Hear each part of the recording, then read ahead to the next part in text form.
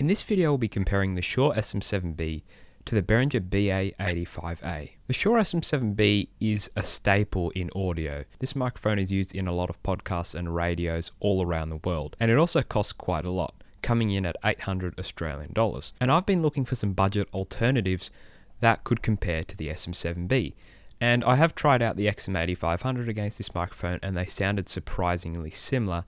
But I noticed that the XM8500 had more of like a not very smooth sounding mid-tones, and that's where the BA85A comes in. The BA85A costs the same amount as the XM8500, and for that you get a very similar build. Basically, it's got the same outer shell, just in different colors. But this thing has a different capsule inside, which has a fairly different sound to it. Now, I've made a video comparing the XM8500 to the BA85A already, and my conclusion was that I preferred the BA85A. So I thought I'd make a video comparing it to the SM7B to see if it could stack up at all. So let's first start off with the build quality and design, as I always do.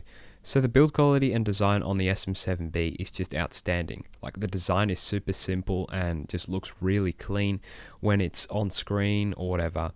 And it has a very solid build quality made out of metal and premium materials only, basically. On the other hand, the BA85A is also very solidly built, made fully out of metal, but the design of it is just your average handheld dynamic microphone, so it's nothing special. It's not going to wow you or anything, but it gets the job done. So for this whole video, you've been listening to the Shure SM7B plugged directly into my Behringer Uphoria UM2 interface with the gain set at about 90%.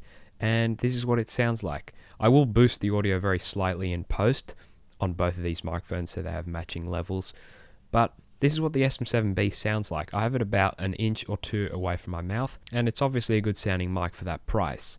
But let's switch over to the BA85A now. So now I've plugged the BA85A into my interface, and I have the gain set at 90%, just like the SM7B. But with this microphone, I won't have to boost the audio much, while with the SM7B, I will have to boost it a bit more. So this is what the microphone sounds like. I have it the same distance away from my mouth as well, to give it a very fair comparison. Now, in my opinion, this microphone holds up really well.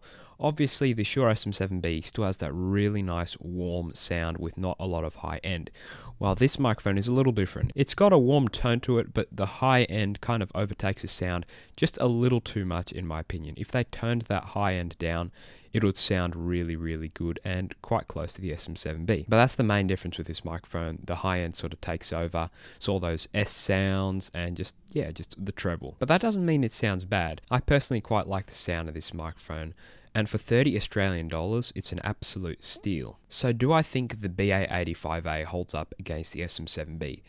Well, as you've heard, it does sound pretty good. So if you're looking for a $30 dynamic microphone that'll reduce a lot of background noise because it is a dynamic microphone and has a really nice smooth sound with maybe a little bit more treble in it, then this microphone is a really good option. It sounds really good and punches well above its price bracket. So if this video helped you out, drop a like on the video and subscribe. If it didn't, drop a dislike on the video, and I'll catch you guys in the next video.